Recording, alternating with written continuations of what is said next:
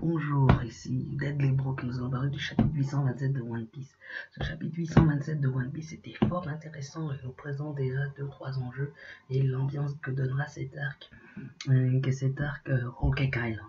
Alors cet arc peut être divisé en 3 parties. Alors il y a la première partie, explication du fonctionnement de l'île. Et comment ça fonctionne. La deuxième partie, interaction des chapeaux de paille avec la population. Et troisième partie, la présentation de Big Mom.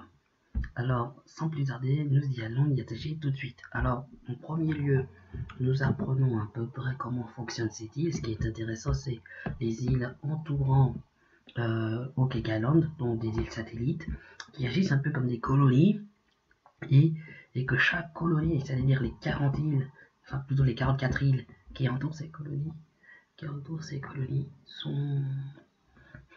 sont gouvernés par un chancelier qui lui-même doit être gouverné par Big Mom pour avoir les grands points là-dessus.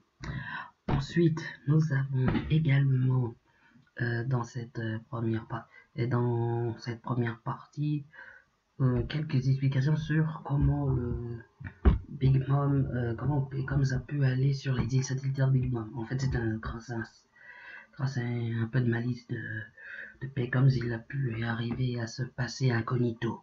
Enfin, aussi incognito que peut être un groupe qui est avec Luffy. Bon, passons. Ensuite, en deuxième partie, nous voyons l'interaction des chapeaux de paille et des habitants. Alors nous voyons dans cette île plus précisément que cette île est composée de chocolat. Alors quand vous avez deux goinfres, l'un qui est généraliste et l'autre qui est spécialisé dans les sucreries, c'est pas évident du tout. Par contre, ce qui est très intéressant après une séquence humoristique, c'est qu'on voit l'équipage du chapeau de paille avec Pudding. Ah, ça c'est intéressant, on la voit déjà dans ses premiers actes, la présence de Pudding.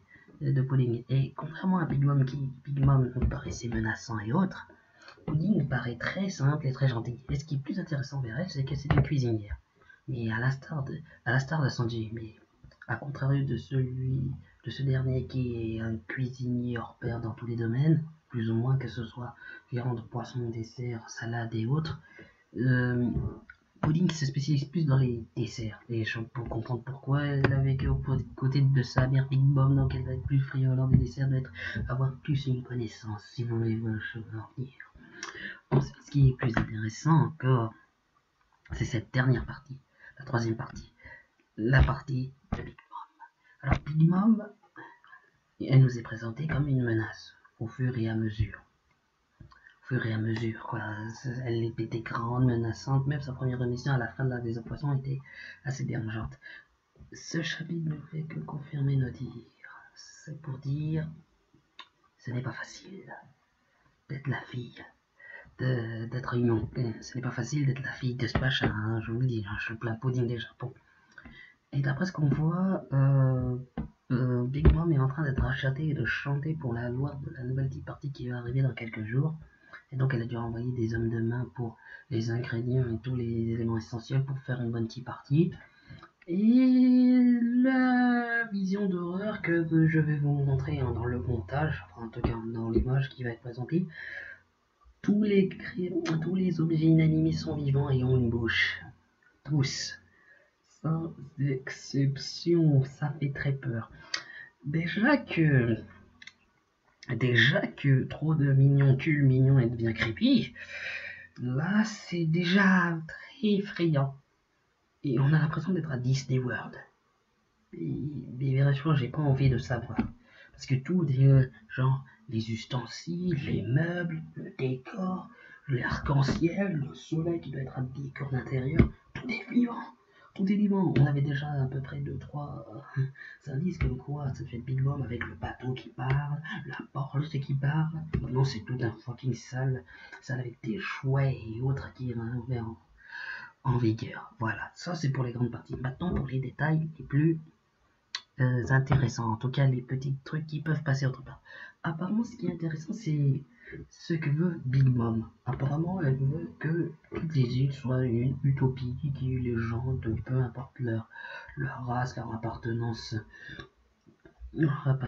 et autres, ils veulent qu'elles vivent tous ensemble sans discrimination.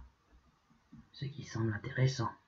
Mais on a vu Dressrosa, c'était pas le cas. Et oui. Toujours se méfier des gens qui disent qu'il y a du toupie, parce que dans les apparences, du toupie, c'est un vrai cauchemar. Mais bon, il faut voir quel est le passé derrière cette île, ou en tout cas les cachets qui sont les plus enfouis. Ensuite, voilà, ça c'était du côté des Big Mom. Maintenant nous avons du côté de Pedro. Pedro, pendant qu'il était entre temps, quand Chopper et Luffy étaient mis dans avec le maire de la ville, ben apparemment Pedro a reconnu un mix qui a travaillé pour lui, ou en tout cas qui peut être relation liée, plus ou moins liée avec Big Mom, et qui essaie de le cacher. Est-ce qu'on aurait une traîtrise? Une autre traîtrise? Ou un double, un traître? On avait bien entendu dans quand Doflamingo fait son monologue, enfin sa tirade plutôt, avec sa tirade, qu'il y aura des alliances et des trahisons. Peut-être que c'est la trahison des chapeaux de paille. Mais bon, seul le temps nous dira, et c'est une possibilité à ne pas négliger. Ne pas négliger. Donc voilà. Ah oui, deux trois petits détails en gros. La cover page, hein. La page de couverture. Intéressante apparemment. Ivankov et le royaume de Kamabaka se préparent pour quelque chose.